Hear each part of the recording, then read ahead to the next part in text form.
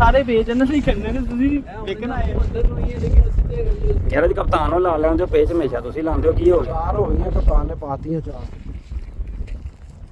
ਬਹੁਤ ਆਲਾ ਪਤੰਗ ਸੀ ਵੇਖੀ ਤੀਲੇ ਟੁੱਟ ਗਈ